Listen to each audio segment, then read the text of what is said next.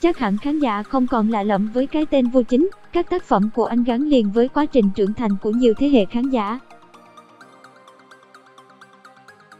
Hơn nữa, càng xem các tác phẩm của anh thì càng cảm thấy dường như những bộ phim của anh có cùng chung thuộc tính với phim của Quỳnh Giao. Vô Chính bắt đầu nổi tiếng và được mọi người biết đến từ năm 1999 với nhiều tác phẩm nổi tiếng do anh biên kịch, và đến năm 2011 anh nhận được giải nhà biên kịch xuất sắc nhất trong liên hoan phim truyền hình châu Á với bộ phim Cung tỏa Tâm Ngọc. Tuy nhiên, ngay lập tức Vô Chính bị chỉ trích vì bộ phim Cung tỏa Tâm Ngọc của anh mang nhiều nét tương đồng với tác phẩm Bộ kinh tâm của nữ văn sĩ Đồng Hoa. Thậm chí, Vô Chính còn bị nghi ngờ đạo lại chính tác phẩm của mình. Khi vào năm 2013, Mỹ Nhân của Hoàng đế mới phát sóng được vài tập thì rất nhiều người đã vô cùng ngạc nhiên vì sự giống nhau của nó với phim Mai Khôi Giang Hồ của chính anh được trình chiếu vào 2009. Đỉnh điểm của việc đạo nhái là bộ phim Cung tỏa Liên Thành, 2014. Biên kịch Vô Chính đã sao chép cốt truyện Mai Hoa Lạc của nữ văn sĩ Quỳnh Giao, và sau khi nữ văn sĩ Quỳnh Giao thắng kiện, bộ phim Cung tỏa Liên Thành đã bị cấm chiếu vĩnh viễn. Từ Mỹ Nhân tâm kế đến Cung tỏa Tâm Ngọc rồi đến bom tấn mạng nổi tiếng khắp châu Á năm 2018, Diên Hy Công Lược.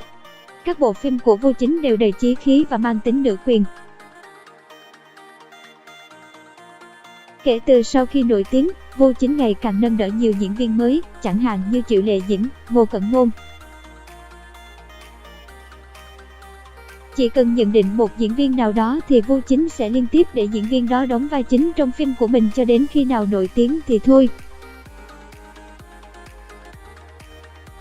Ngoài Ngô Cẩn Ngôn, Hứa Khải cũng nổi tiếng nhờ Diên Hy Công Lược.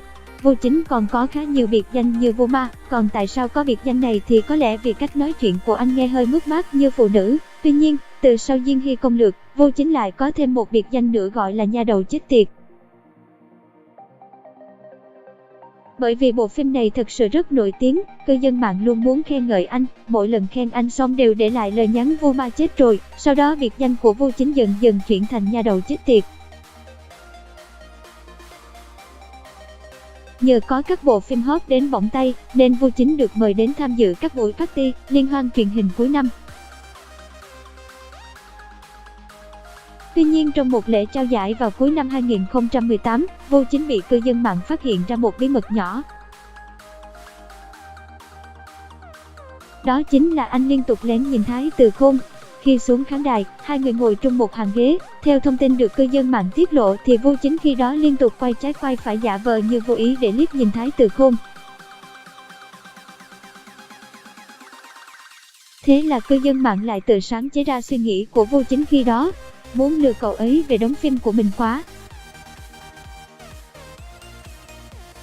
Thái Từ Khôn, đừng nhìn tôi, không có kết quả gì đâu, ha ha ha. Khi Thái Từ Khôn lên sân khấu biểu diễn, Vô Chính còn đặc biệt chạy đến ngồi ở vị trí đối diện với Thái Từ Khôn dưới khán đài.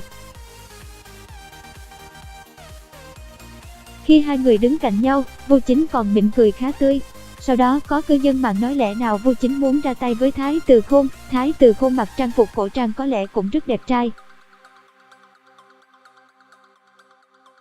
Sau khi Vô Chính lén nhìn Thái Từ Khôn, cư dân mạng lại phát hiện Vô Chính thì thầm với Dương Tử trong một lễ trao giải khác. Dương Tử vinh dự đạt giải ngôi sao phim truyền hình của năm nhờ bộ phim Hương Mật Tựa Khói Sương.